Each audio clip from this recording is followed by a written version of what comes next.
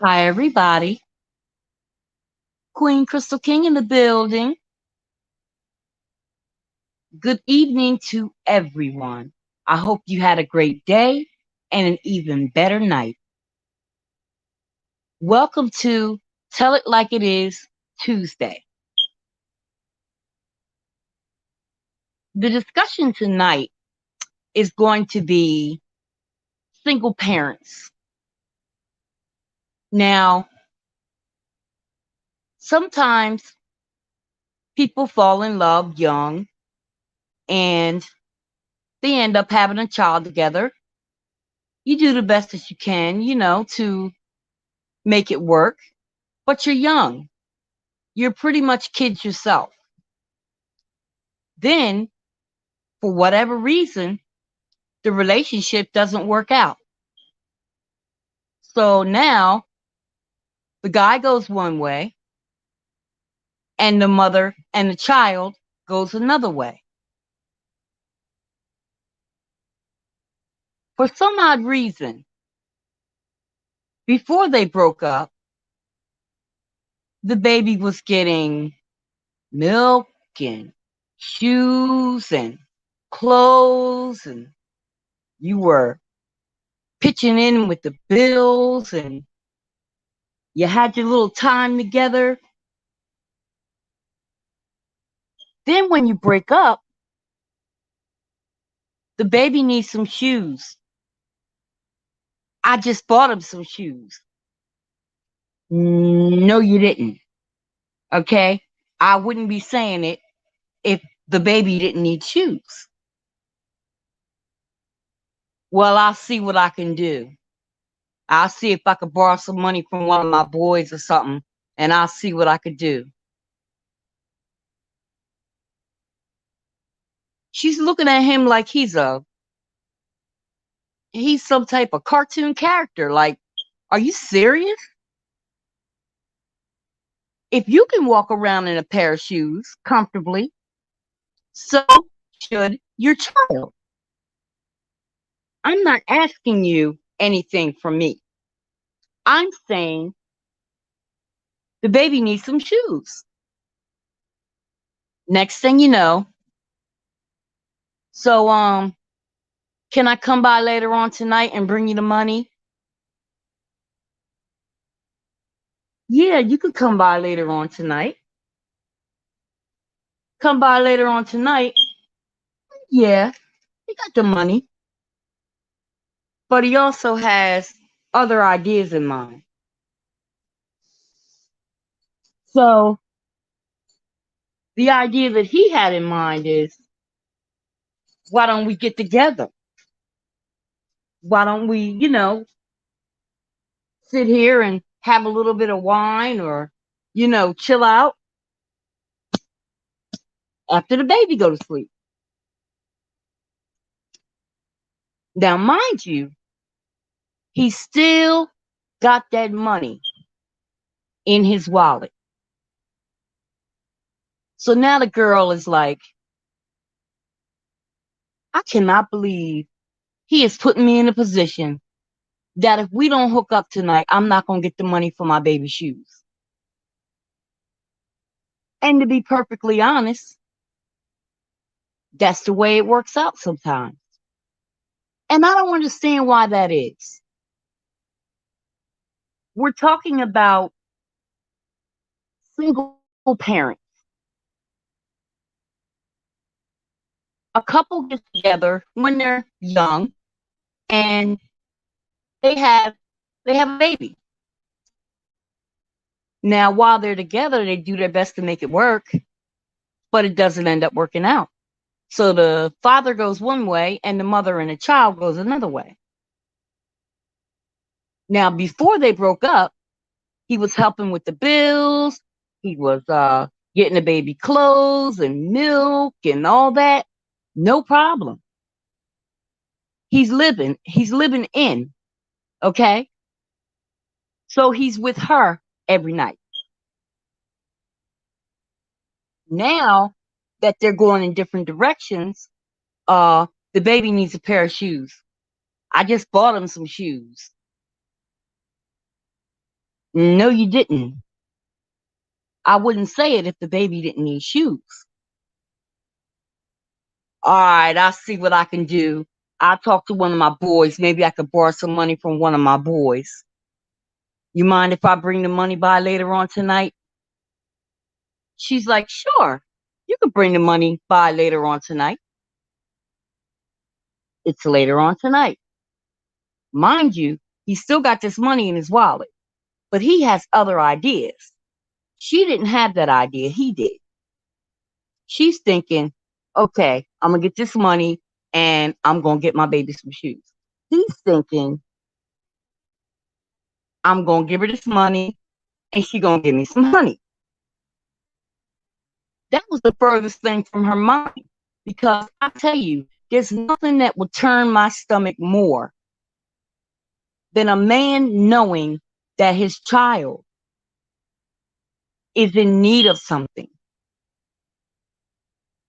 and act like, if I do this for you, what you gonna do for me?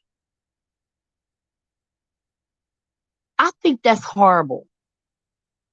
When you break up with the woman, sometimes the man breaks up with the kid too. He knows you're his father. He sees you on the street. He knows exactly who you are. But because you're not sleeping with the mother anymore, you really don't want to be bothered.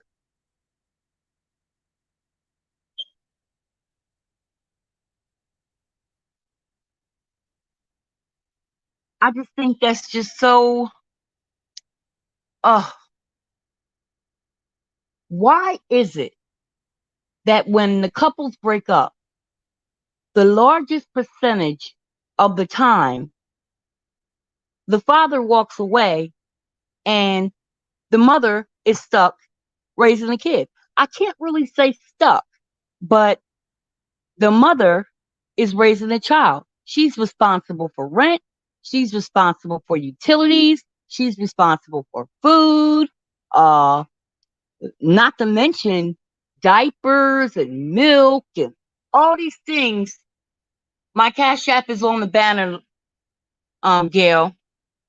If you look up underneath my name, my Cash App is up under the banner. Okay?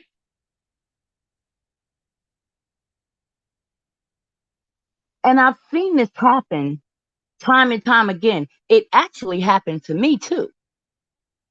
It's like, oh, when we're together, it's our baby and our bills and, you know, our food and all that. But as soon as we don't get along or we break up, you don't want to do nothing for the child. It doesn't stop being your child because we're not together. It's still your child. Now you want to get in front of your boy and act a donkey. And I said, he got one time. He got one time to tell me this is not his child. One time. That never happened to me with my son's father. Thank God. Because I would have lost it. Definitely. I'd have lost it. So I really don't think it's fair. Oh, not to mention, you got to go to school. You got to get your lunches, sometimes uniforms. Then the next thing you know, it's school pictures and it's snack day and all these things. This mother, hook or crook, make sure that this child has. And she finally breaks down and asks you for money for a pair of shoes for the baby. And you're going to say, I just bought him some shoes. What in the world? Mm-mm. No, ma'am. No, sir. No, ma'am. No, ma'am, sir. Mm-mm. And it's like, I've seen that happen so much. And Lord, don't let the woman find another person and she's with another person. I just want to come over here and see my son. I just want to come over here and I can come over here if my son is here. What you coming over here for? For what? You just want to see who's with me. You ain't worried about that boy. You are not worried about that boy, because if you was, you would be coming weekly and making sure I had what I needed to add to what I've already worked for, so things could be good.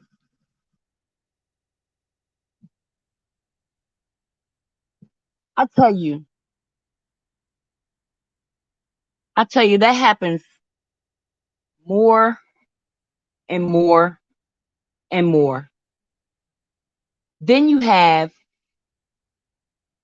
the female who's like, well, where one won't, another one will. That's a bad attitude to have when you have your child. And it reminds me of the live that happened over at the VIP. Girlfriend said she wanted to party. It was her birthday. So she left the baby in the house for 6 days by herself. And they came back and the baby was dead.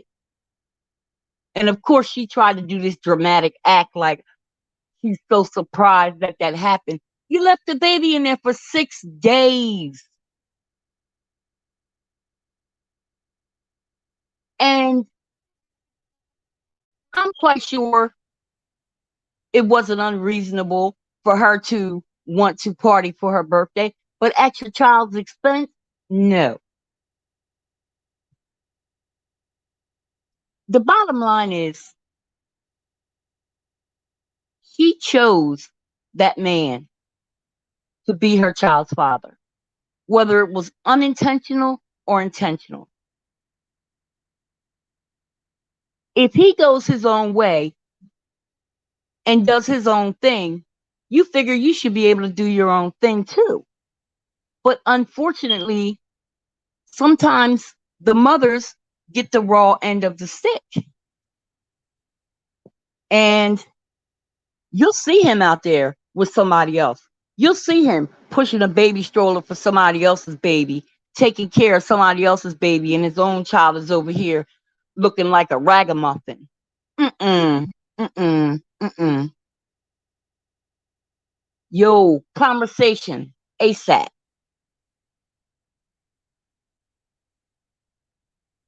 Hey, Boss Lady, New Jersey. How you doing, Gail?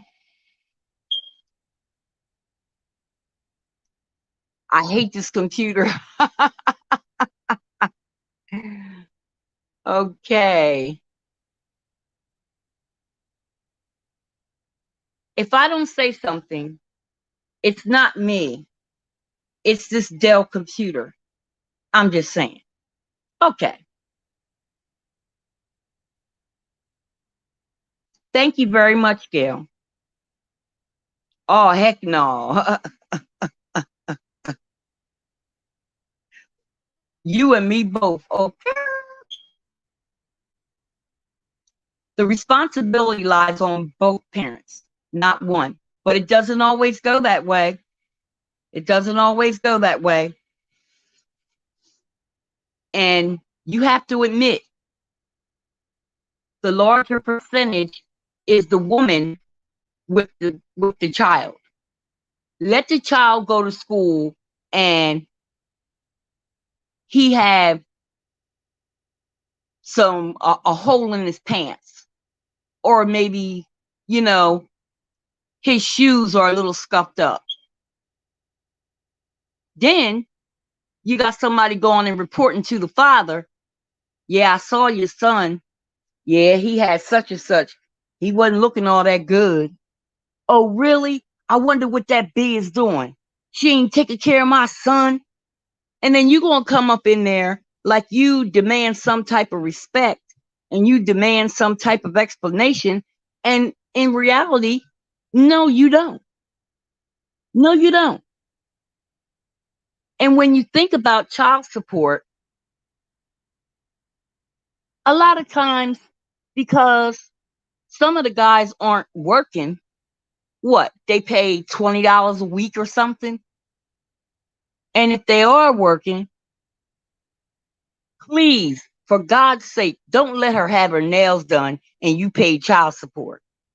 Oh, I'm paying for you to get your nails done. I'm paying for you to get your hair done. I've really seen some terrible, terrible, terrible situations with single parents when they break up. And the kids caught in the crossfire.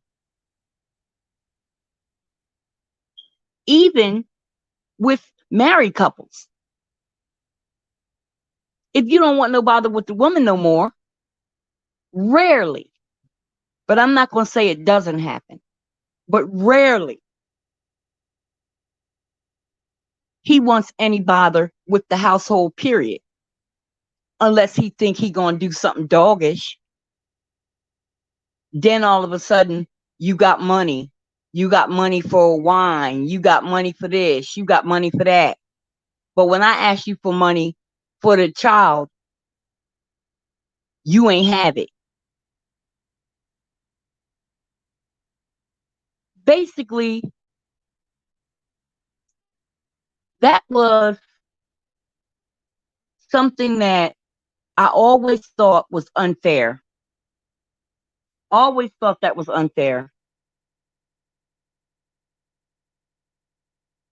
I also feel like the child is getting a warped sense of what a relationship is. Even if you co-parent, you can do your thing. You can live your life. Whoever you want to be with them. But we have this child. We have this child. Why did she call someone to watch the baby? That's a good question. The sister said that she talked to her that day. And she was busy trying to clear her mother's name, but it didn't sound like she was all that interested in her deceased niece. So I came to the conclusion that you're the mother, you know it's your child's birthday. You know that she's got somewhat of a checkered past. You know that she'll probably want to go out and celebrate. And the girl was turning 18, so that's a milestone. Of course they want to go out. Me, myself, I would have taken my niece. I would have taken my niece. But some people don't feel like that's their responsibility or an obligation. Family is family is family. And that's where the saying comes from when it says it takes a village to raise a child. It really does. The baby might come home from school and the neighbor next door sees the baby go in and she's watching out for him. You're maybe 15 minutes behind the baby getting off work, and you know you have your little recreation things after school. Sometimes you got the people there monitoring the kids and giving them activities. Maybe you could come home and take your shoes off and exhale. Maybe you can't. But it seemed like the burden of, not necessarily the burden, the responsible person was the mother. Now, I know some single fathers that are doing their thing. I'm not negating that at all. There are some people who didn't have those problems. Even though they were not together, they still took care of the child. And I think that's beautiful. I do. But it doesn't always happen that way. Like I said, it doesn't always happen that way. I was watching Maury today. This girl came on. She was 18. The baby was 2 years old. So she got pregnant at 16. The first guy that she brought was a 47-year-old man. And he says, it's not my baby. Of course, Maury says, you're not the father. Oh, she's all dramatic and running out and falling out and acting a fool. Then she brings another guy back. She's all in his face. That's your baby. That's your baby. Yeah, that's your baby. You know that's your baby. You are not the father. Of course, she takes off running again, right? She brings 3 more guys. 3 more guys. None of them was the father. None of them. Now that's the definition of a hood booger. That's the definition of a hood booger. So one of the guys that was tested, she's like, she say, yeah, we met at the bootleg, and he know about the bootleg, and everybody know about the bootleg, and she just sounded real stupid and ignorant. She just looked and sounded like a doorknob. And you know what happens with doorknobs. So you had one guy on here that you were only with once, but you're convinced this is his baby. You got the 47-year-old that you were with. You're convinced that it's his baby. Girl, I'm telling you. And I've seen quite a few women on there, and they'll say things like, you're the only one I was with. I never cheated on you. I never cheated on you. I know this is your baby. You're going to look like a fool when Maury reads it. You're going to look like a fool. You are not the father. She knew she cheated on him. She knew she did. So it was no need. I guess she thought, maybe I'll get lucky and it'll come up that it's his. Child, that hood booger was looking for her baby daddy for at least a year. And then she had a couple more kids, and she didn't know who their father was. Now, come on. Come on, let's get real. You seen that episode? Hey, let's talk Philly. Yeah, it's like, it's embarrassing to me. And it's not always black women. It's white women too.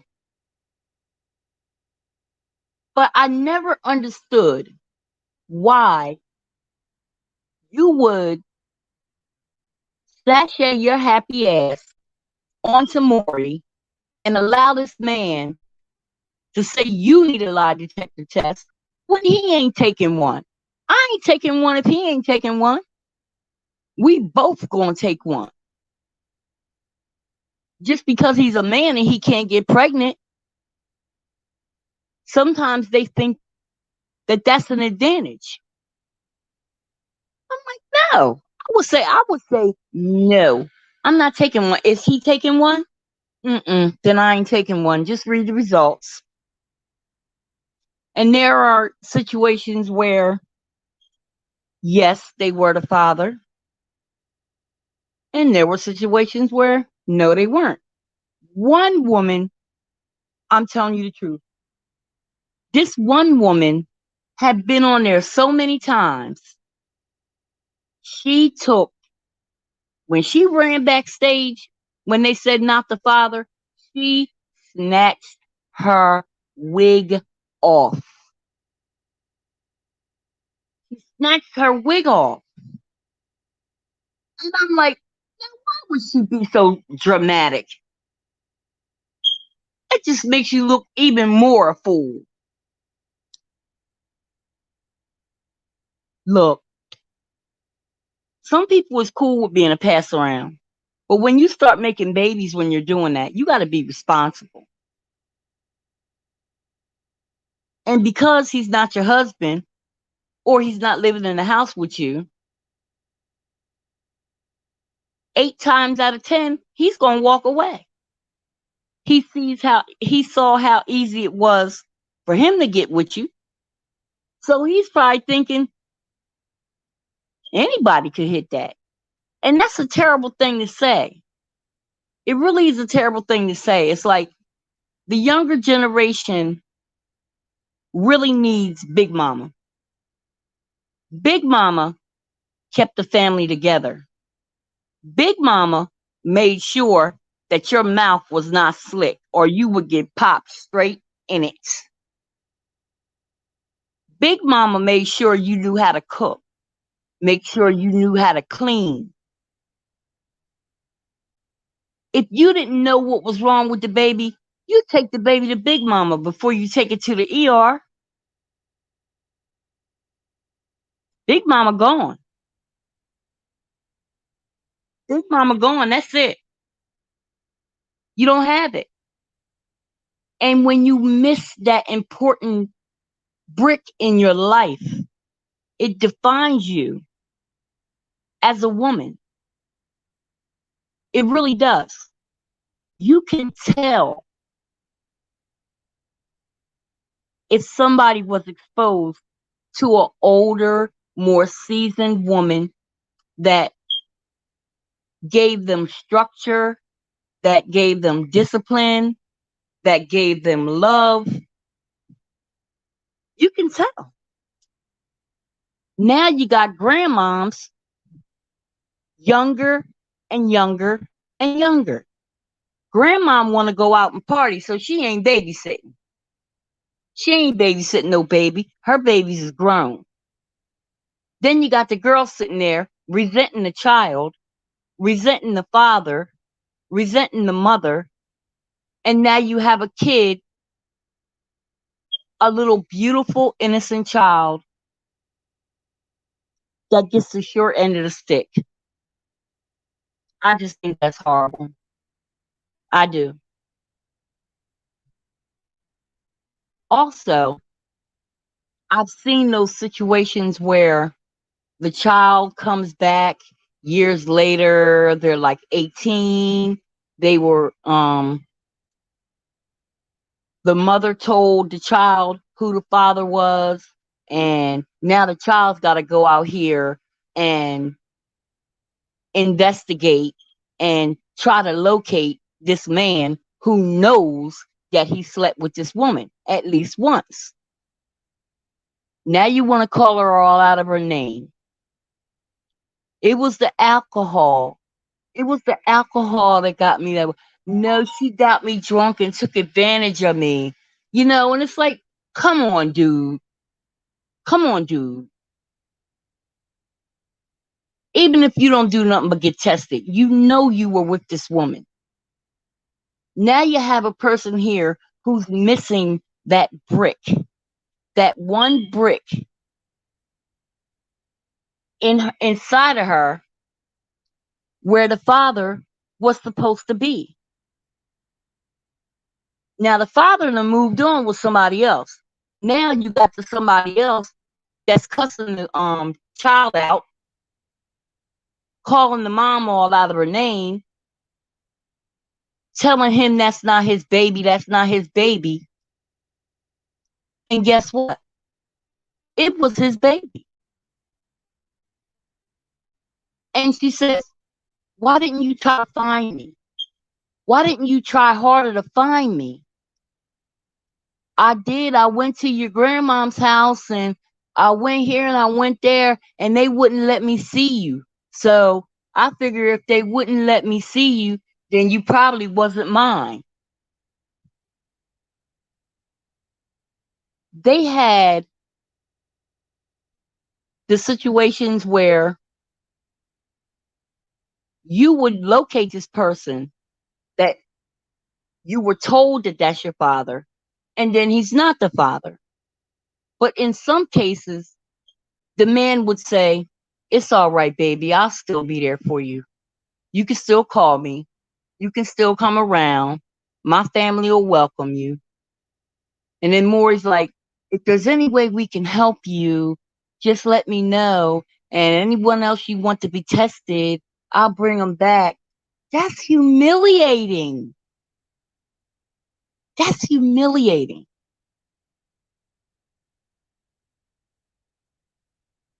Shout out to Big Mama. You got that right. Some men aren't raised right. You got that right. Excuses, excuses, excuses. To the nine. To the nine. But I love it when at some point the light goes off before it's too late.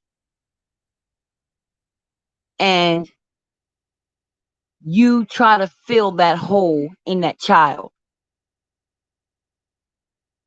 And you see a difference. You see a difference and you feel a difference. My dad was cool. Really. He was cool. Oh, but he just wasn't around. And there are so many people who tell me, "Oh yeah, your dad helped me with this and your dad helped me with that." And I'm like, "Well, why he ain't help me?"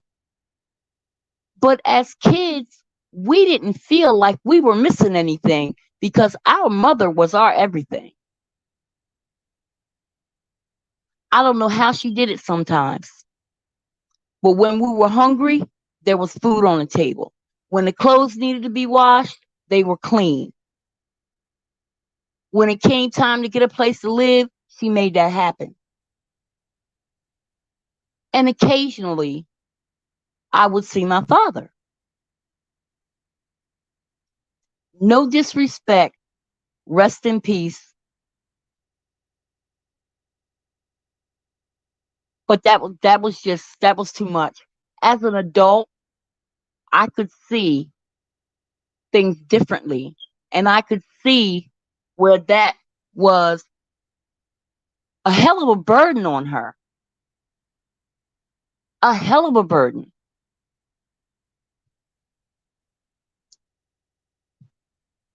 Big Mama was important. Yes, she was. She was very important. Remember the movie Soul Food? No matter what was going on through the week, on Sundays, they got together and they made their Sunday dinner. Everybody had the one thing that they make, and family came together. Big Mama was a diabetic, and I think they were talking about amputating her leg. And when she was in the kitchen one time, she was cooking, and the fire went to her arm, and she didn't feel it. The little boy was very, very close to Big Mama. Very, very close. And when something happened to her, oh my goodness, it took him to another place. But she had whispered something to him before she passed. There was a large amount of money in the house, and nobody knew where it was, but they figured that Big Mama told told the little boy where the money was. So he played each and every one of his aunts, his mom, his dad, his uncle, like he knew where the money was. They weren't speaking. They were wilding out. They were getting in trouble.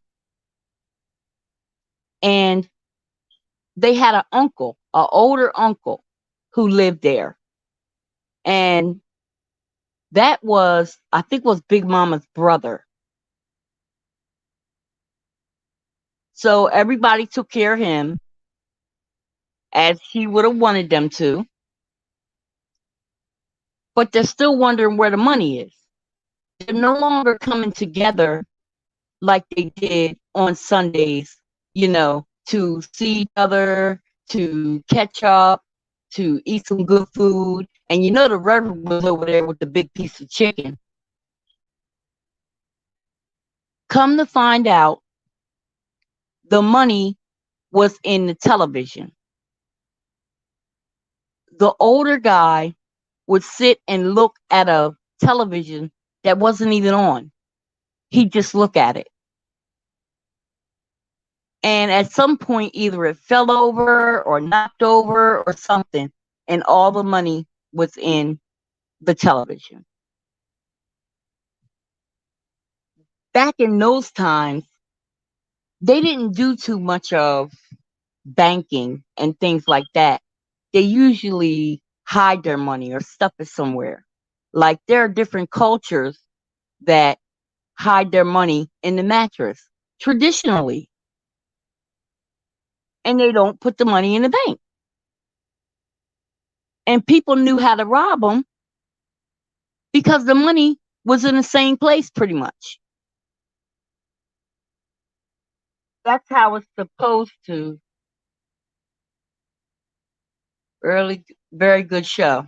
Oh, that's how it's supposed to be. A very good show. Yeah, it was a good show. It was. And you had one member of the family who didn't have kids, but every time it came time to coming up with lump sums of money or whatever, they always called on her. And she resented that.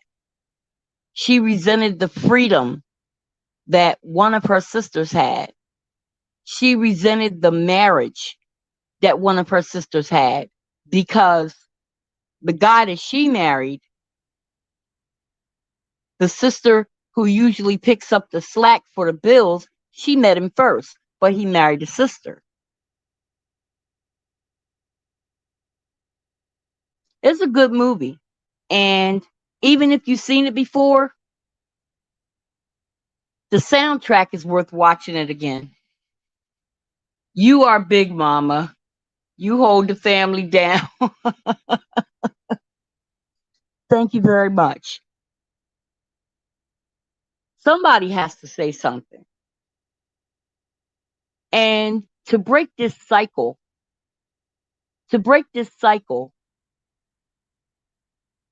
of the single parents, a discussion has to be had.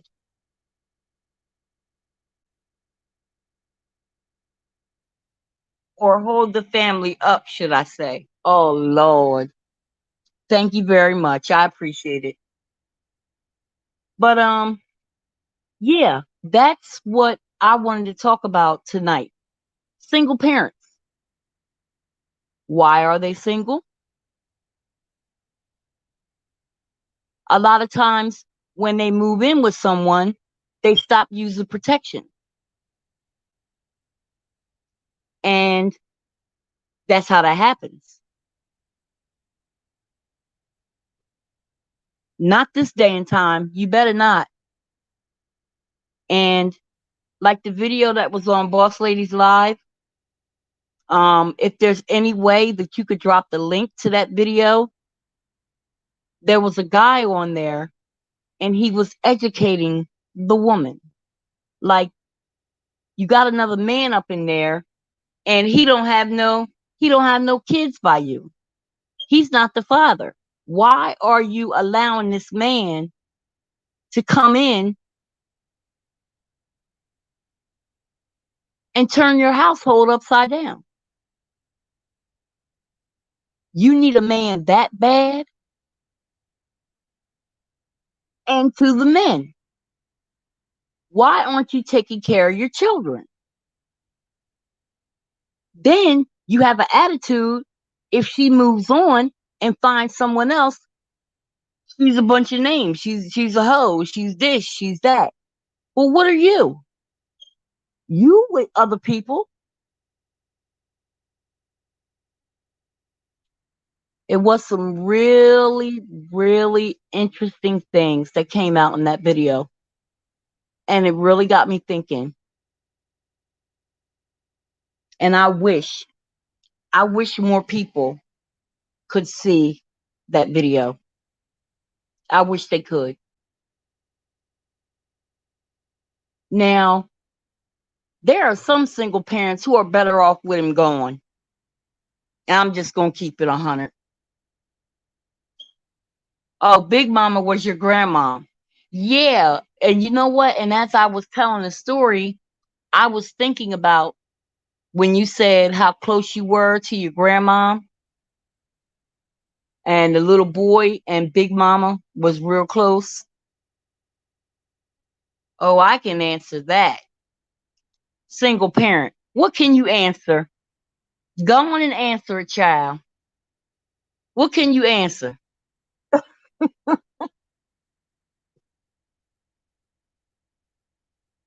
I just wish that even if it doesn't work out, co-parent, co-parent. Don't turn your back on that child, whether it's the male or the female. Don't turn your back on that child. Because I'm going to tell you something. You're going to need something. You are. You're going to need something. And if this helpless child can't get what they need, why do you think you should get what you need? Where they do that at? Oh, you looking for it? Okay. It's just I had a pretty good childhood with my mom. You know, I loved the way she made $1 out of 15 cents. I loved it. And I'm like that to this day. I may say, oh, I'm shopping. I bought this. I bought that. But if it's not on sale, it's not in my cart. My mother had the same surgery that I had. And I was curious as to how did you handle it? What was it like? And because I suffer from chronic pain, a lot of times if I'm hurting, I'm not even sure where it's coming from. But I'm learning how to identify certain things. And if I can't identify it, I'll reach out and I'll ask someone for help. Well, single means not married, correct? That's what it means. That's what it means. She was just that type of mom who was all about her kids. All about her kids. And she passed down some really good things to us. So, and I thought about that as the pandemic hit. I knew how to shop. I knew to take that $50 that I had and make sure I put a couple pieces of meat in that deep freezer. Make sure I had some vegetables, be it canned or be it fresh. I know how to make a pot because my mother taught me. I know how to carry myself because my mother taught me. And although that brick was missing, I think I turned out pretty good under the circumstances. And I have two beautiful sons, and I support them 110%. But like I said, oh no, like you said, boss lady, what did you say? Mama's cooking. You could tell they ain't had mama's cooking. You can tell. I have a close friend that's been with the same person for 15 years. He's not marrying her because he's comfortable and they have kids together. I've seen that too. I've seen that too. And you know what I say? You teach people how to treat you. You teach people how to treat you. If you know that marriage is something that you would want, then make sure you have that conversation before it gets too deep. Because sometimes people move in together before they find out if they're compatible. And they're not always compatible. You never really know a person until you live with them. And that's the truth. That is the truth. He's not buying the cow when he's getting the milk for free. That's true. Hey, watermelon sugar. Kwame Brown. Okay. Mama's cooking. Yep. You can tell whether it's a male or a female if they've had mama's cooking.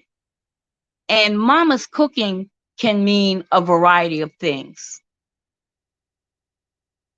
Mama's ethics, mama's standards, mama's words of wisdom, the way there was always a meal on the table no matter what. The kids, they may not have had a bunch of name brand stuff, but they didn't go out the door looking like no ragamuffins. Mama's cooking is very important. Very, very important.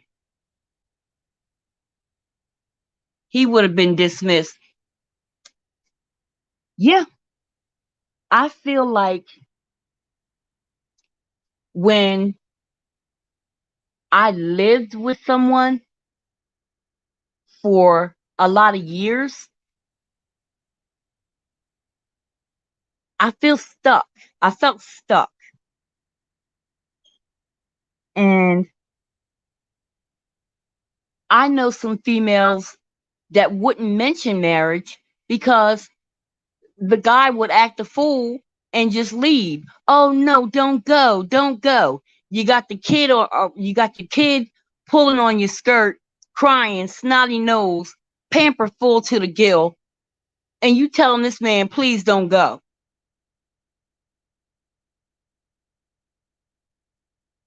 When I got married, I did not live with my husband before I got married. I had my own house, fully furnished. I had just came off my job because I was starting to have problems physically and they couldn't seem to identify what was actually wrong with me. So when we got married, I took what I could from my house and I brought it over there and we meshed our lives. And from ninth grade until 12th grade, he raised my son. And to this day, he says my mom and dad or my pop. Now his father is living and they have a good relationship, and I'm glad of that. But my son recognized my husband as the head of the household and as pop. He had built-in brothers and a sister through marriage, and we did the best that we could. Until this day, he still says things like he would like to have a relationship like his mom and pop had. No matter what the disagreement was, they stayed together. Now, it wasn't any physical abuse, but we didn't always agree. And sometimes it would get heated. But my son would see me work it out. He would see me work it out. And even if he didn't agree with what I was talking about and he was in his fifis, my son never went without. He still took care of my son as if that was his child. And I appreciate that. So I think that had we lived together, and I only say it from experience, it would have been a comfortable thing. It would have been like, like an old cozy pair of slippers. No matter how raggedy they get, you still want them slippers. But I dated my husband for 2 years and then he proposed marriage. 2 years to me, if you're straight dating and you're talking and you're communicating, is enough to know somebody. It don't take 5, 10, 15 years for you to know the type of woman that I am and for me to know the type of man that you are. Hopefully we going in the right direction. Otherwise, you blocking. My husband can't get to me because you're here.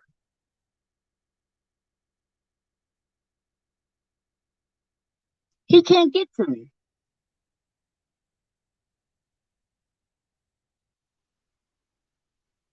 Where we at? When you're in the dating age, at a particular age, it's to move forward, which is marriage, not to hook up for 15 years. Child, no. Okay? Okay?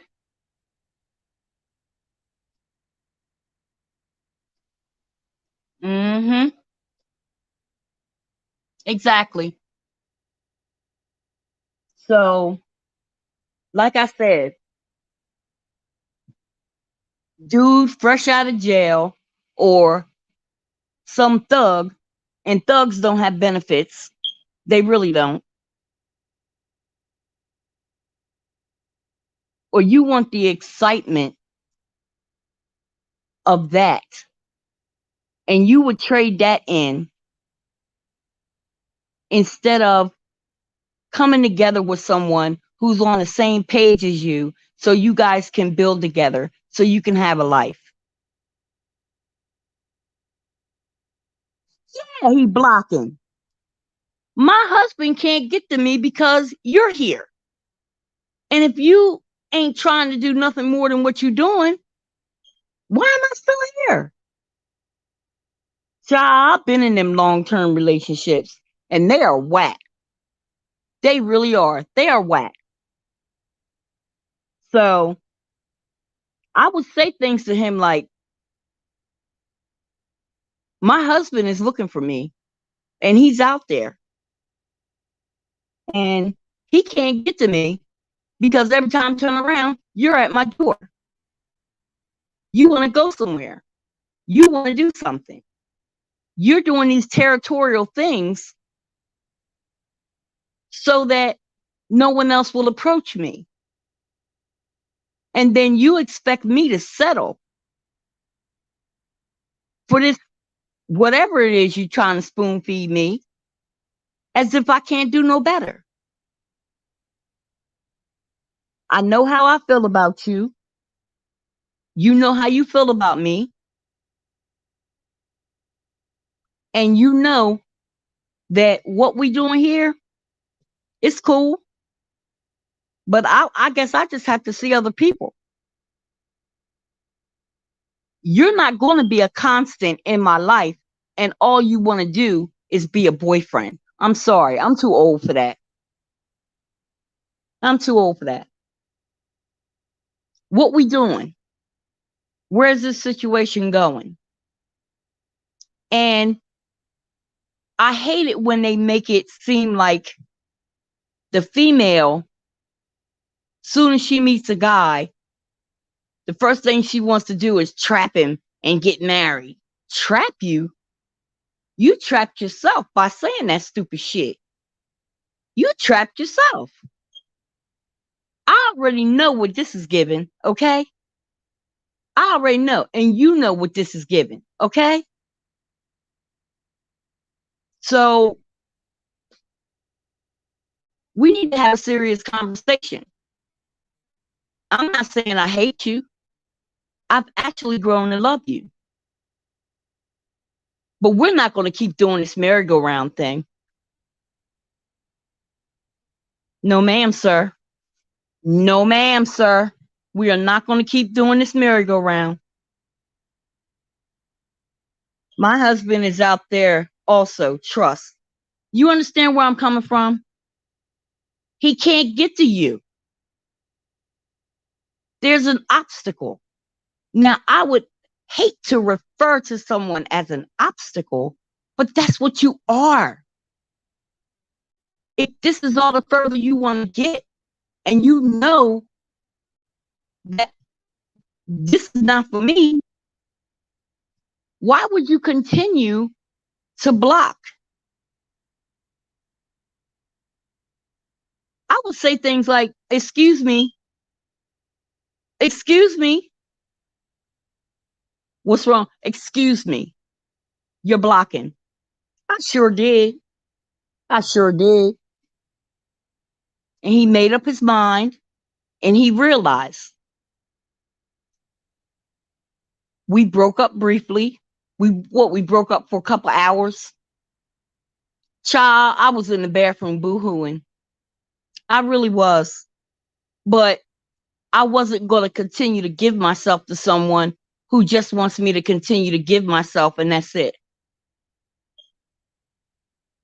And he said he realized that since he met me, he did not want to be without me. Will you marry me? Yes, I will.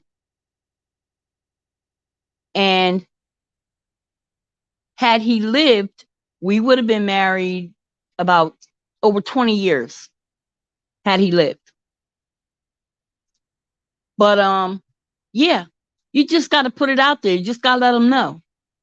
And if you're one of those people, male or female, that has decided that celibacy is the way that you can have a clear mind and body, so that when you make a decision, it's an informed decision. It's a clear-headed decision, not something out of desperation. There's this one song, and I hate this song. Oh my God, I hate this song. That song that says, meet me at the altar in your white dress. We ain't getting no younger. We might as well do it. Let's get married. I just want to get married. I just want to get married. Really? That's the best you can do? Is saying we ain't get no younger. We might as well? Oh no. Oh no. Will you marry me? No. No, I will not. Take your happy ass on back to the club. Maybe your wife is in there, but I'm not her. Mm-mm. The man that asked me to marry him is going to be a man, holding the household down. I have a child. We are a package deal. I don't want you to feel like you have to do it, or she ain't gonna give me no more if I don't marry her. No, absolutely not. Absolutely not. Absolutely not. Oh, shoot. This is the one I wanted. After 23 years, I'm having to reteach my husband how to treat me because the because the things I settled for in the past just don't fly anymore. Okay? Now, you remember in the beginning when they first see you and that attraction, what's your name? What's your name? And you get to know each other, and he's very attentive, and he almost never comes with nothing in his hand, or he's trying to plan dates or movies or different things, dinners, going out to dinner, and all that kind of stuff. Now, in the beginning, it was all good. Hell, he even let me get cheese on my burger. Now that we've gotten to a spot where you feel comfortable, cheese is extra. What? You don't come in, you don't kiss me, you just walk straight past me, and you want to know what's for dinner?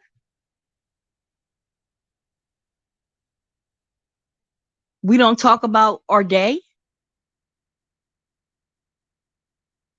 You no longer have those intimate things that you used to do with me that won my heart. A lot of times, men forget. They really do. Once they get comfortable, it's something about a man when he gets freaking comfortable, he doesn't feel like he has to work as hard. And I'm here to tell you that's a bald-faced lie. Lay it down, watermelon sugar. Tell it. Oh, I used to love that song. Mind you, I said used to. Girl, that is the sorriest way to ask somebody to marry you. We ain't getting no younger. We might as well do it. What? I don't might as well do anything. Mm-mm. Let me tell you, I didn't know that my husband was going to propose to me, right? So my baby boy was in the back of the car, and we were coming down 295. We were on our way back to Philly. And he's talking, and he says, I think you're a really beautiful woman. I think you're a beautiful person, and such and such and such and such. I'm like, oh, thank you. Like, he's complimenting me, and he's letting me know that he appreciates me as a person, as a woman, as a mother, and we started talking about different things that we've done and different places that we'd like to go. And then he said, I realized that if I lost you, if you weren't with me, I don't want to I don't want to be without you. So we should just get married. I said, what? Is that the best you can do? Oh, that's what I deserve? We've been together for 2 years, and that's what I deserve? What kind of proposal is that? He did like this. He pulled the car over, and he grabbed my hand, and he said, Crystal, I love you. I want to be with you for the rest of my life. Will you marry me? And I said, yes. But first I said, what do you think, Cone? What do you think? You think I should do it? So he's got this big Kool-Aid smile. Yeah, yeah, Mom. I think you should. Yeah. So I said, yes. And the next time we went to the dance, we had the DJ up there with the microphone. So he says to me, do you want to tell him or should I? That let me know that he was proud to have me on his arm. And it wasn't no, let me get new when I see you, you know, like I wasn't that vampire date that soon as daybreak hit, you know, you gotta leave or I gotta leave and go back in a dark hole. He went and he got on the mic and he said, I asked Crystal to marry me. And she said yes. I was like, oh my gosh. I was, I blushed a little bit, but it's so good. He got on that mic and he hollered. She said yes. So people knew that we were dating and, they were happy for us. We made a good couple. But if a man can't claim you in public, I'll be damned if you're going to call yourself claiming me in private and in private only. And when your boys come, you try to act like you don't see me. But then I'm hanging around like some stray dog, smelling some food in the kitchen, hoping that somebody drops something so I can get something to eat. Are you tripping? High five. Watermelon Sugar, I'm glad you are willing to teach. Okay, I lost my place. I'm glad you're willing to teach him the new you and not saying you outgrew him. Excellent point. Excellent point. That's an excellent point. I'm willing to do anything for him. I love him with every fiber of my existence, but I will not settle for less than what I deserve from him. That's just that on that. Okay? Okay? That's what I'm talking about. Good live. It's an eye opener. Cool. I hear you way over here. Watermelon Sugar. It really is true. And then you have some men, even some women, that will groom you. They'll do all the things that you like. They'll buy all the things that you like. Money is no object. But once they get you in, then all of a sudden, you want to put your feet up on the coffee table. Okay? You'll take out the trash when you get back. Silly stuff like that. I got to ask you for money? Where'd you do that at?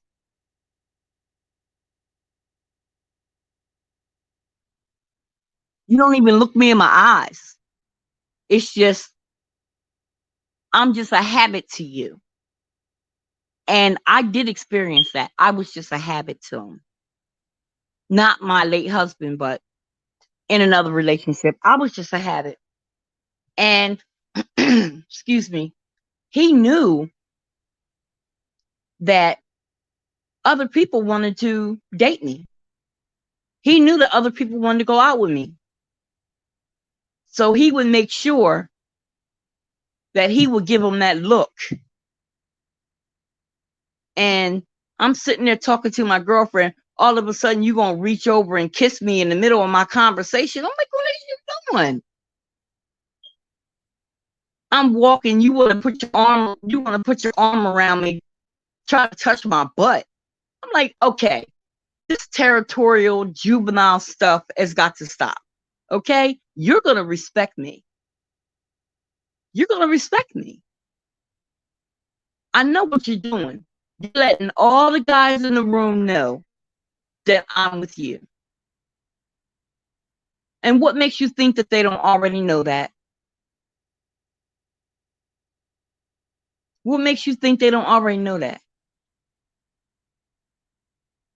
You think I don't know how to tell a person that I'm with someone and I'm just going to sit there and occupy their time and act like I'm available when I'm not? You know, what does that say about how you see me carry myself as a woman? Why would I want to disrespect you like that? I wouldn't want you to disrespect me like that.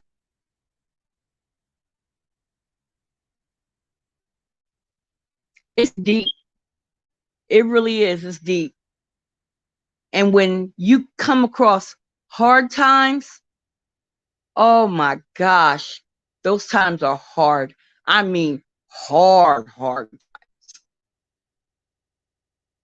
Where it's like you had to make a choice between electric this week or gas this week. And don't forget, I got to get some things for the refrigerator and the freezer. Because toward the end, my husband started getting sick and he retired early. So things were tight. And we really experienced some take that belt and put a couple notches in it. You know what I mean? So you could pull it a little tighter. Plus, we had a child to be responsible for. And we made it through those tough times. There was plenty of times I want to bust him in the head to the white meat. Of course. And I'm quite sure he wanted to take his foot and put it right on my butt cheek with force. Boom. But we made it through those times. And I wasn't always a happy camper. I wasn't always satisfied. But I knew what it was we were facing. And we weren't kids anymore. So once you get through those hard times, you get over that hump and things start to smooth out. Oh, that is like the best feeling. It is like the best feeling to be able to exhale. That's like the best feeling for me. And nobody said, well, forget it. I'm not used to this. I'm leaving. Every other day, I want a divorce. Some people just get married just to say they're married. Some people get married for the wedding. But you do know that after the wedding, you do have to live after that. So make sure that you budget accordingly.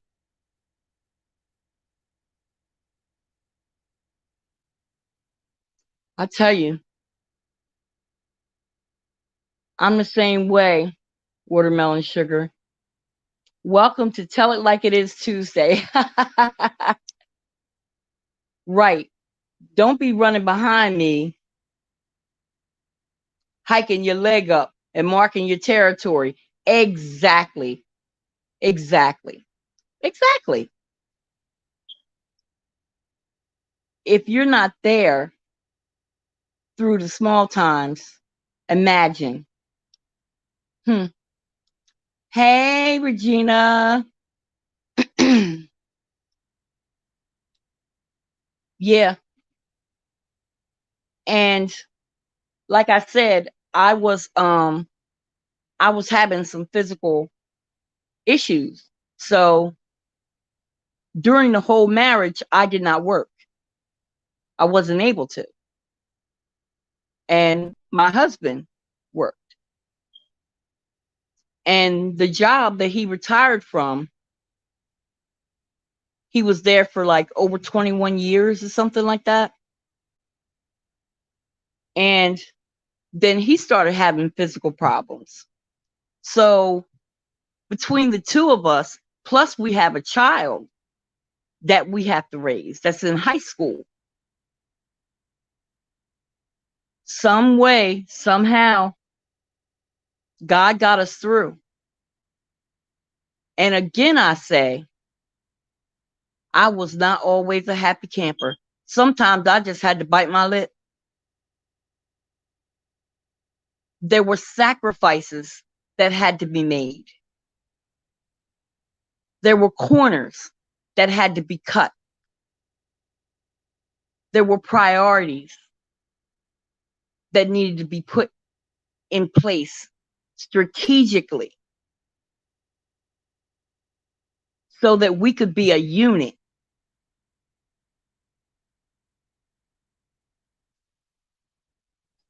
Whew. And oh, hey, music lover, how are you, hon? Welcome, music lover. Yeah. So it's not about how big the ring was, because my ring wasn't really that big. Years later, he went to Robin's 8th and Walnut and got me a really nice set. But what he gave me, he gave it to me from his heart. He did not want to just live with me. He wanted me to be his wife, and he accepted my son. For that, I appreciate him.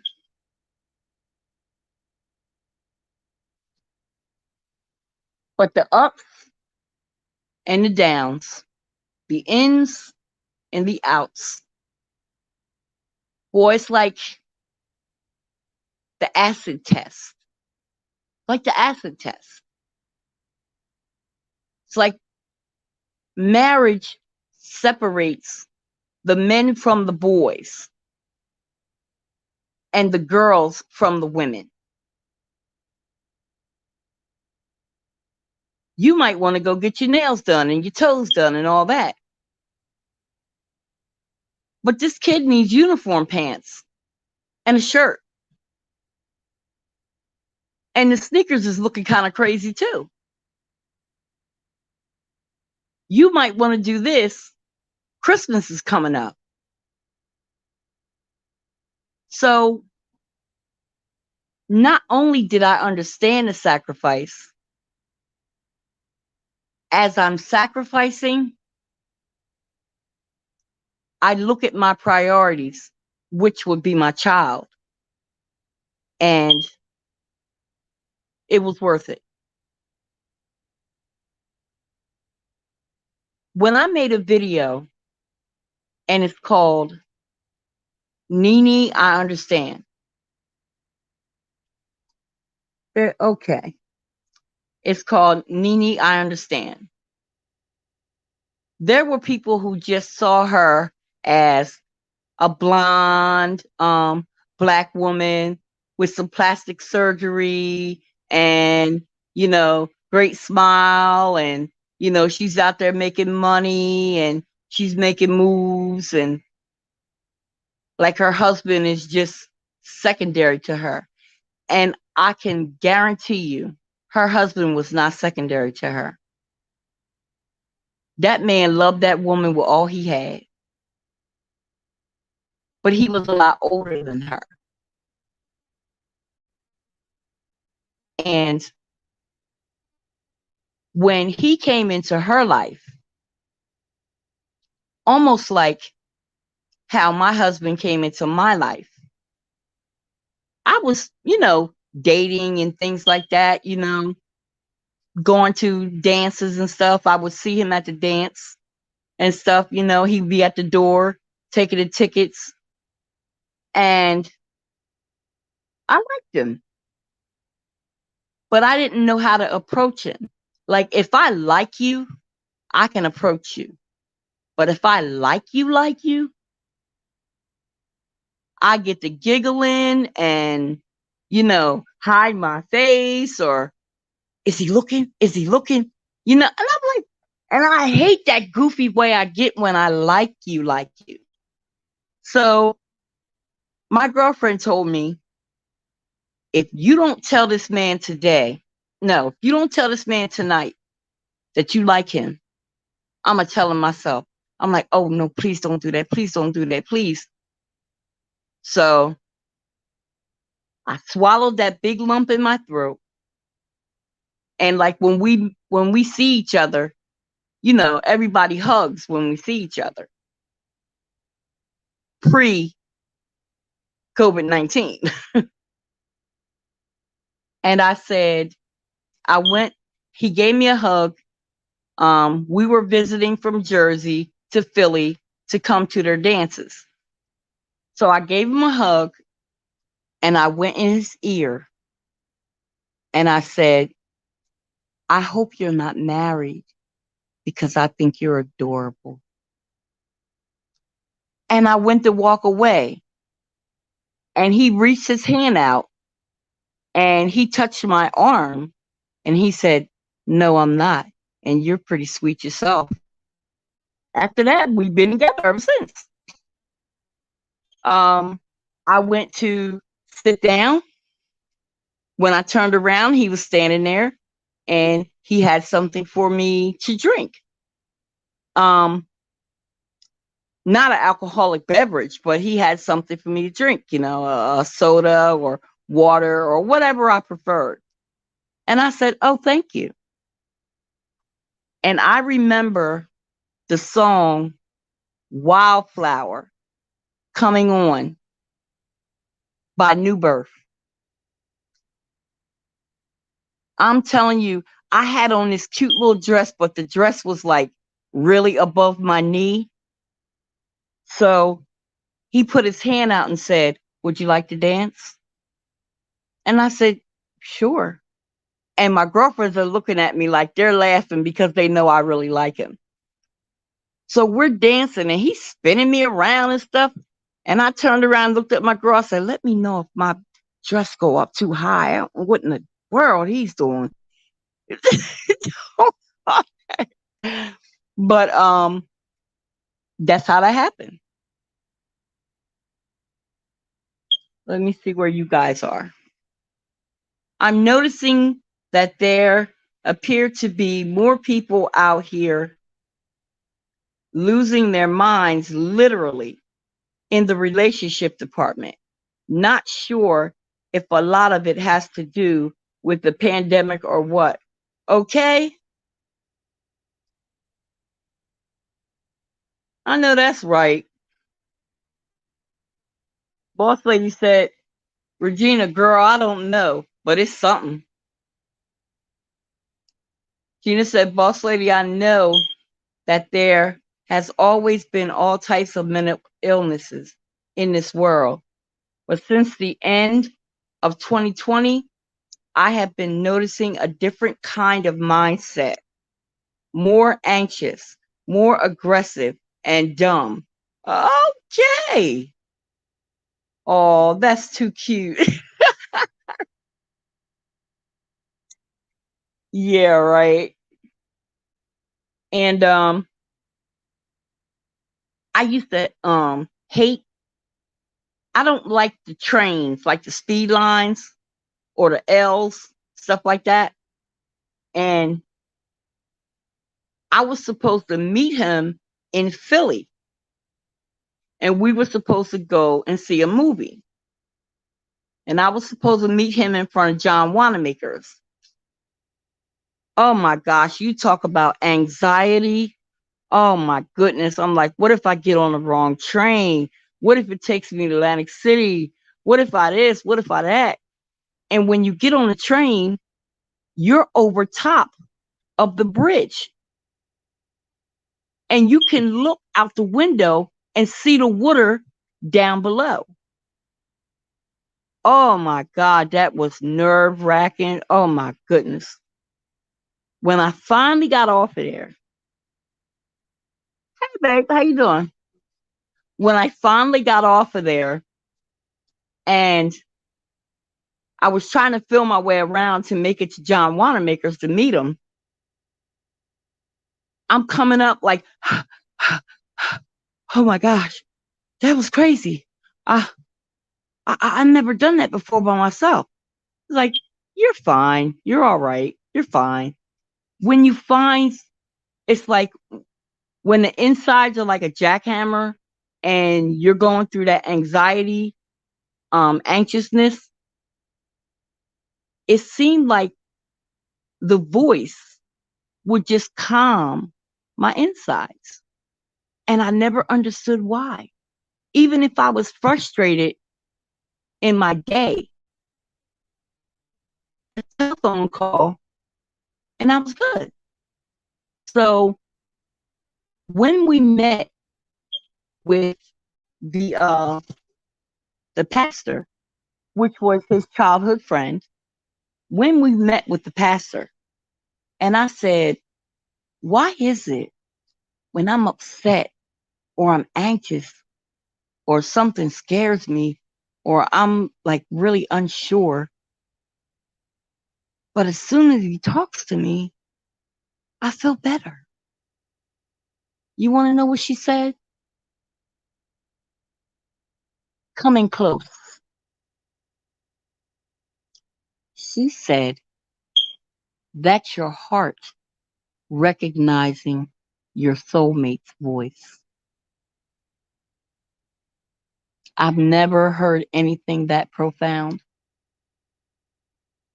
That was like, that really touched me. And it was what it was. That's what it was.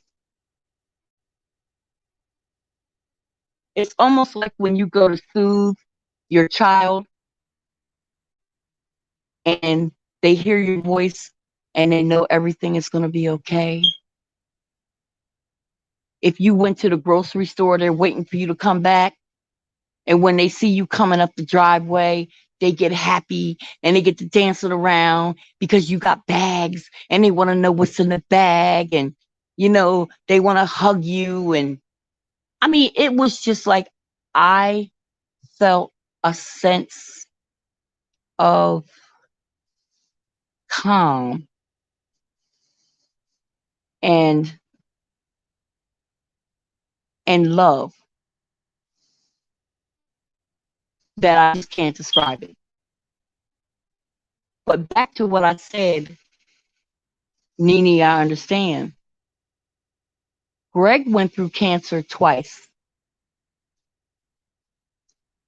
This time, the operation that he had, he was in the hospital for 6 weeks. That's a long time.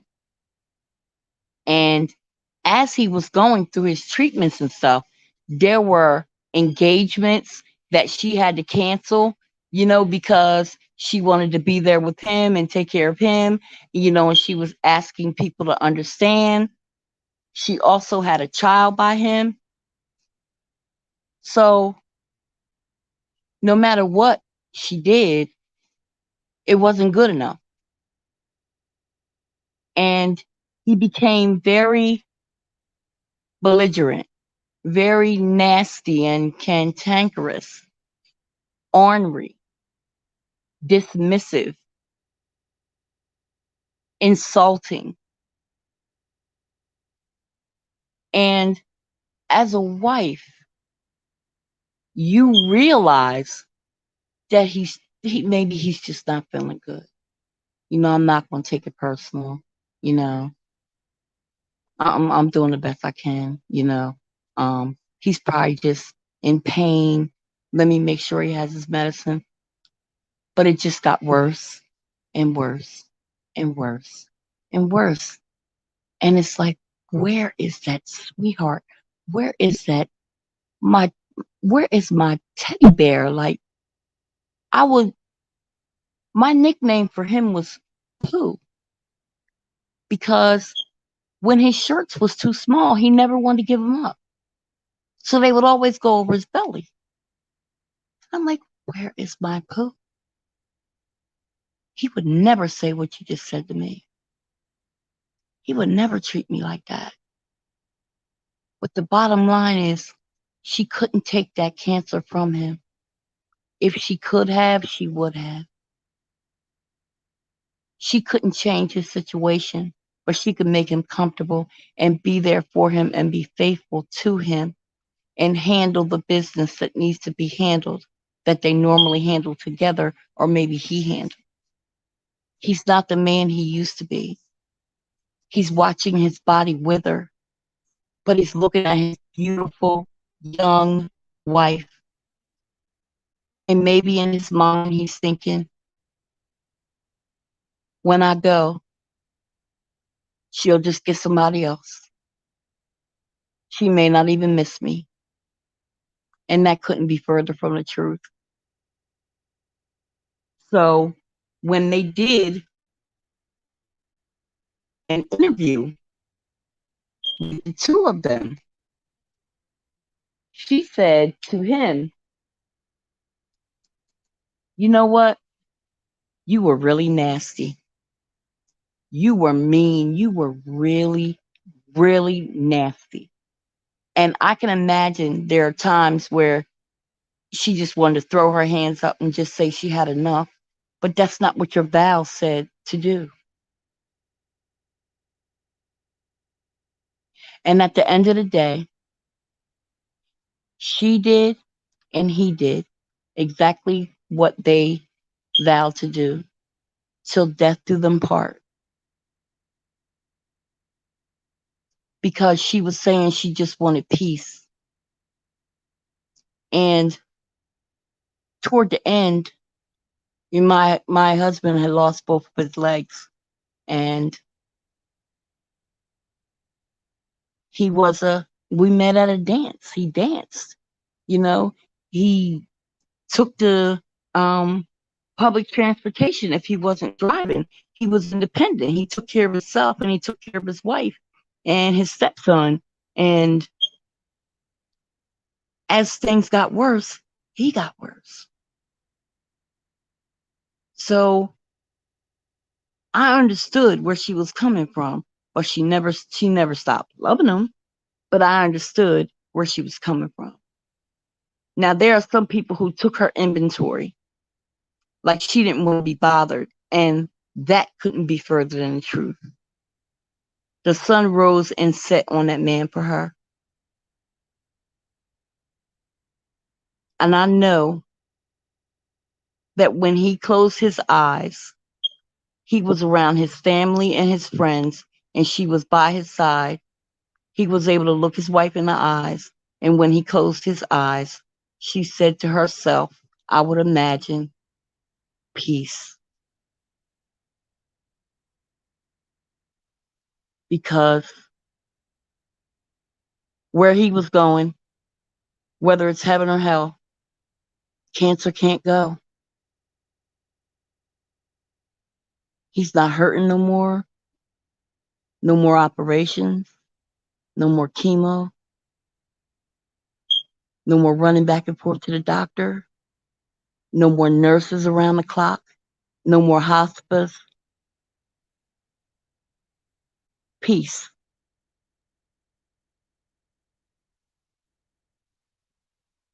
Let me see where we are.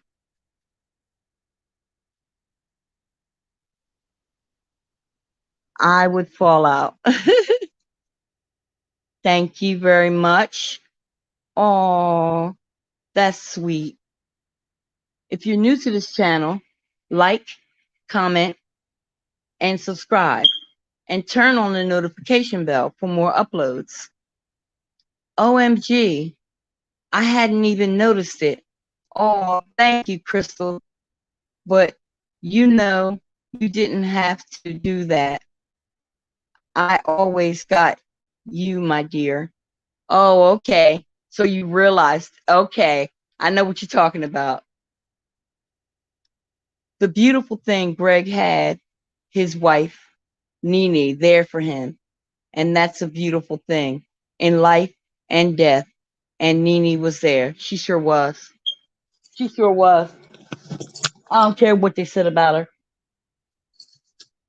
I don't care. She was. And I bet you half the time she didn't know what to do. She didn't know what to do. I just used to slide down the wall and just be like, oh gosh, I'm so tired. I'm so tired. And just cry and pray. And what's the next thing I hear? Crystal. I'm like, oh, not like I'm saying this nigga here. Not like that. I mean, oh, what is it? Is it something I can do? Is it something I can't do? Do I need help? I don't know. When you get married, you really have to know what comes with that. Can't just jump off the boat in the middle of the ride. How do you know that you didn't jump prematurely? Had you stayed on that boat and rode it out, you'll see that the man or the woman that you said yes to measures up and they are who they say they are. I was a fan of Real Housewives of Atlanta and remember a lot of things on Nene and Greg. In my opinion, in the past 4 to 5 years or so, Greg had begun to humble himself. Rest in peace. Yeah, yeah, that's true. And Greg was a handsome man. He was very handsome.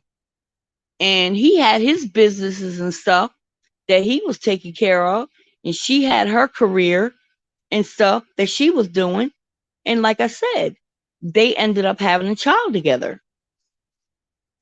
So it wasn't always about him and her. Oh, man, I keep lighting this tea candle and it keeps blowing out. So thank you guys for hanging out with me tonight for another episode of Tell It Like It Is Tuesday. Hopefully you had a good time. I know I did. All the people who came over to the chat, Music Lover, Boss Lady New Jersey, Regina, Gail, Watermelon Sugar, Let's Talk Philly. I thank you guys for coming over and spending time. I thank you for liking the video. And if you're new to the channel, feel free to like, comment, share, or subscribe. Have a great night, everyone. Okay. Cool beans. Yeah. There you go. Cool beans.